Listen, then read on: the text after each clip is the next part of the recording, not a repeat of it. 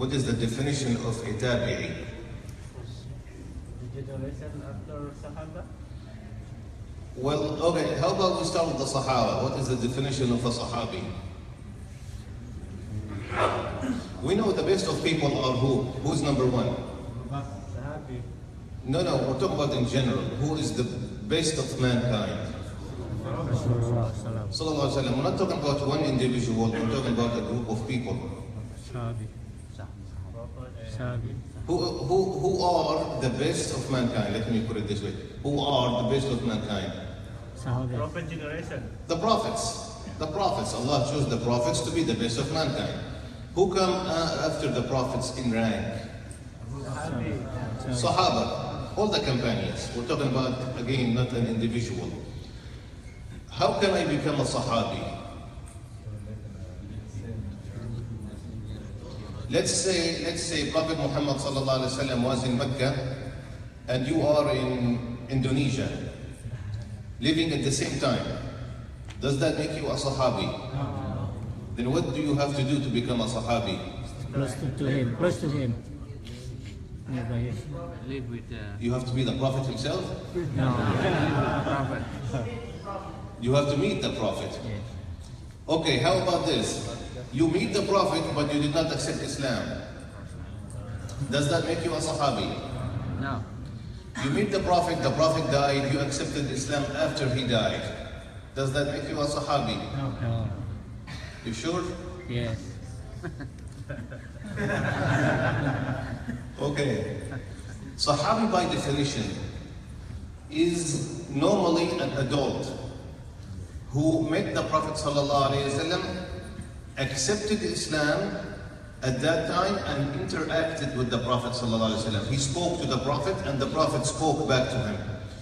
And we will be talking inshallah in this convention, if Allah subhanahu wa ta'ala wills, about one tabi'i. He could have been a Sahabi because he accepted Islam. He was from Yemen. He accepted Islam when the Prophet ﷺ was alive. But there was one thing that prevented him from going to meet the Prophet ﷺ. Inshallah, we'll be talking about him. He's a very important youth, actually, companion, a tabi'i, not sahabi, not companion. So after the Sahaba, who comes in rank? Tabi'in. What is the tabi'i by definition? Generation after Sahabi. He met the Sahabi and interacted with the Sahabi, basically. That makes you a tabi'i.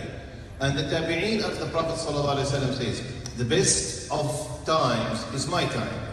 And then those who come after them, and then those who come after them. So the Prophet ﷺ and Abu Bakr and Umar are the best of times, and then the tabi'in, and then those who come after them. There was one of the tabi'in, his name was Abu Hassan. Abu Hassan. This man was very poor, very, very poor. And he had 3 children. One time he woke up in the morning, his wife went to him and she said, Abu Hassan, your children are crying, they are very hungry. And we don't have anything to feed them. And by the way, this is the situation of many of our brothers and sisters around the world at our time. And I want to say something really important here in the beginning of this conference. Well, the beginning was last night, but this is important. Please do not waste food. Every piece of rice, the smallest rice we throw away, Allah will ask you about it on the Day of Judgment. Remember, we have brothers and sisters around the world who dream of the food we eat and we throw in the trash. I have been teaching in an Islamic school for many years, and I have seen a lot of students. Some of them take one bite of the apple and then I'm done, and they throw it in the trash can. A small kid, your same age, maybe does not even know how an apple tastes like. This is reality. And there are so many countries around the world who are experiencing poverty. And there are a lot of children who are digging in the trash cans, hoping to find something to eat. So whatever you go for breakfast, lunch, dinner, whatever it was, and you put some food in your plate, you think you can't eat it anymore, take it with you. Put it in the refrigerator, maybe later you can eat it, or somebody can eat it. Don't throw it in the trash can. It's a big amana. Just because Allah gave it to us, that does not mean we deserve it. And remember what the Prophet ﷺ used to tell Aisha radiallahu anha, be careful with the ni'mah. If Allah takes it away, He will not give it back. So this is a warning. If we don't show Allah subhanahu wa ta'ala that we are thankful by preserving, maintaining this ni'mah, Allah will take it away. And rarely that He gives it back, as the Prophet ﷺ says. So anyway, this man, go back to our story, Abu Ahmad left his house, his children are crying out of hunger, and he sat on the side of the street begging people for help. Oh people, please give me some money, I need to feed my children. One of the scholars at his time, his name was Abu Ahmad. So we have Abu Hassan and Abu Ahmad. Don't mix the two because you will completely mess up the story. Abu Ahmad is the scholar and Abu Hassan is the beggar. So Abu Ahmad the scholar saw Abu Hassan the beggar. He said to him, come with me, I will help you. So Abu Hassan thought that the scholar is going to give him some money. He gave him a fishing rod. He said, go fishing. He said, you want me to go fishing now when my children are hungry? He said, then I will go with you. They sat for a couple hours and they caught a big fish. Of course, Abu Hassan, the beggar, was very happy. And he said to Abu Ahmad, half of the fish is yours. Abu Ahmad said, no, you can have it all. Go and feed your children. Sell it and feed your children. Abu Ahmad said, Abu Hassan, the beggar, said to Abu Ahmad, the scholar, I want you to have half of it. He said, and listen to this, if I helped you because I was waiting for a reward, Allah would have never given it to you. Allah gave us this ni'mah because I helped you for the sake of Allah. I was not hoping that you will give me anything in return. So this is the intention, only to please Allah. So Abu Ahmad left him, the scholar, and Abu Hassan, the beggar, went to the market. He sold the fish and he bought 2 pies to feed his children. On the way back home, there was an old lady sitting with some children on the side of the street, and they looked hungry too. So Abu Hassan stopped and he looked at them and he looked at the 2 pies. Sometimes we have this comparison that happens to us. What are we going to do? Some people need our help and we can help them, but we have our own responsibilities. What are we going to do? And he was, at this time, thinking, do I give that old lady one of the pies and keep one for my children, but my children are hungry? Sometimes we go through a similar struggle sometimes to make it the right decision.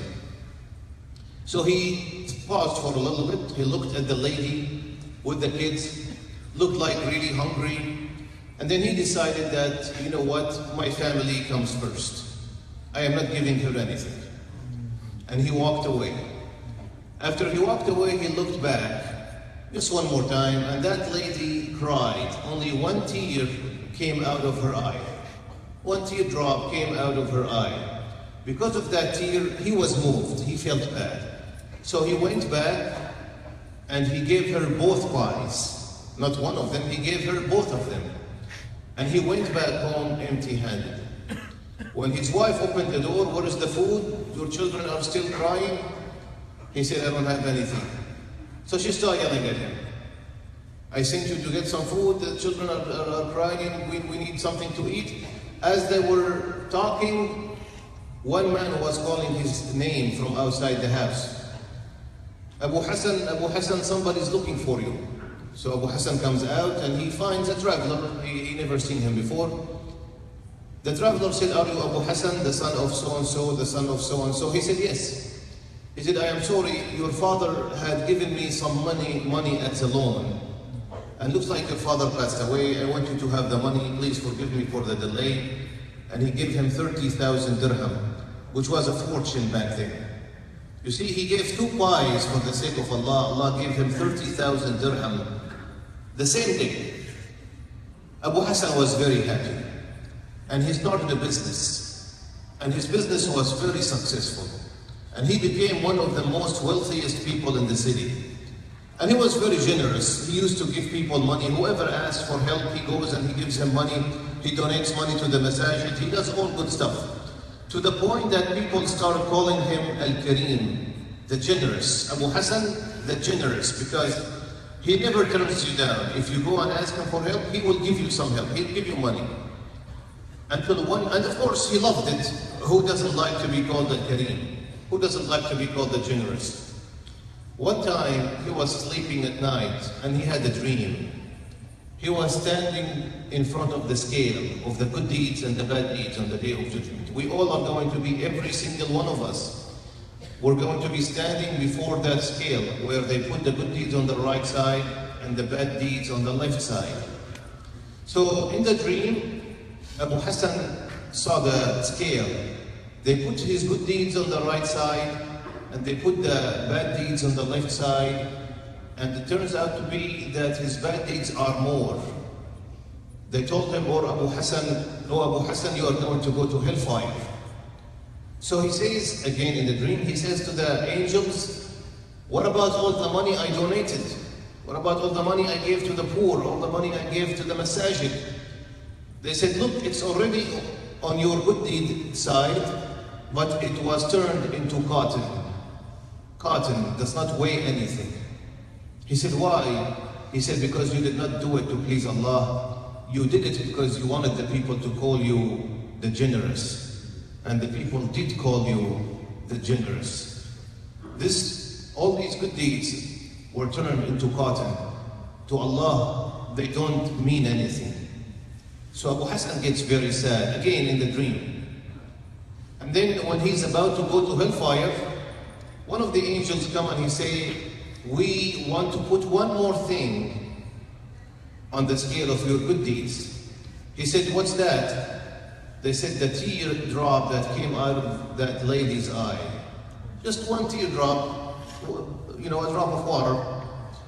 He said, "What is that going to do? What is a drop of water going to do with all these bad deeds I have done?" They told him, "Allah is the most just. Even a teardrop counts." He said, "Okay." When they put it on the scale of good deeds, it was heavier than a mountain by itself. They told him, "Everything you spent was not for the sake of Allah. But these 2 pies you gave that lady for the sake of Allah. They mean to Allah more than everything you have spent." When he woke up in the morning, he realized Allah only accepts what is pure only for him. So when you and I do anything good, and alhamdulillah, we try, let's remember, is our intention correct? Am I doing this only to please Allah? How do I know? If the people try to stop me, if the people were upset with me because of this, do I still do it? Because I am doing it not for the people, I am doing it for Allah subhanahu wa ta'ala. Inshallah, that is all I wanted to say. May Allah accept from all of us and put that on the scale of our good deeds and accept it on the Day of Judgment. أقول قولي هذا وأستغفر الله. سبحانك اللهم نستغفرك ونتوب إليك. ربنا تقبل منا إنك أنت السميع العليم واعف عنا إنك أنت الغفور الرحيم وآخر دعوانا أن الحمد لله رب العالمين وصلى الله على سيدنا محمد وعلى آله وصحبه وسلم. I don't know whether